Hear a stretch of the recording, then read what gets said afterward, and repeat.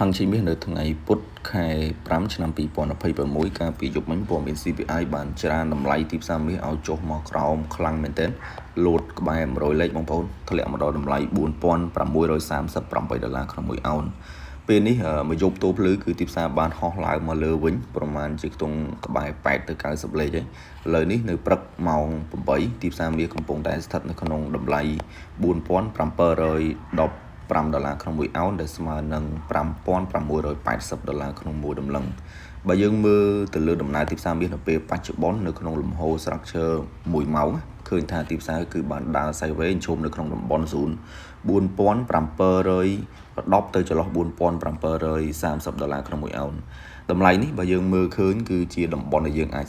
sell បានទាញផលចំណេញចូលមកខាងក្រោមតាមទិសដៅអាចទាំងមានអត្រានៅក្នុងការចុះមករហូតមកដល់$4,700ឬក៏$4,690ក្នុង1អោនតាមពិតទៅយើងមើលឃើញកម្លាំងធំគឺនៅឡើងទៅលើទៀតប៉ុន្តែតម្លៃដែលបានឡើងមកប្រមាណជាខ្ទង់8ទៅ90លេខជាតំបន់ដែលយើងអាច sell យកតំបន់10ទៅ15លេខបានហើយបើសិនមើលទៅលើ30នាទីក៏ឃើញកម្លាំង candlestick down ចូលមកខាងក្រោមដែរដោយឡែកបើសិនបើយើងមើលទៅលើ15នាទីគឺមានការ confirm down ខ្លាំងមែនទែនអញ្ចឹងយើងអាចធ្វើការ sell នៅតំបន់$4,723ឬក៏15នេះគឺអាច sell ទម្លាក់ទាញផលចំណេញចូលមកខាងក្រោមបានបើយើងមើលទៅលើ time frame 15នាទីវិញឃើញថា candlestick បានដើរ sideways ច្រើនខ្លាំងមែនទែននៅក្នុងតំបន់$4,710ទៅចន្លោះ$4,730អ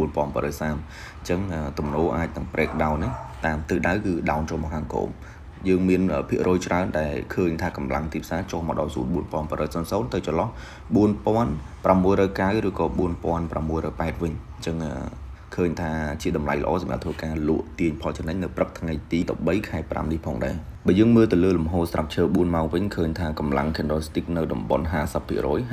សំដៅទៅលើតម្លៃខ្ពស់និងតម្លៃទាបតម្លៃខ្ពស់គឺទីផ្សារស្ថិតនៅក្នុង$4,773ក្នុង1អោនឬក៏តំបន់ទាប$4,638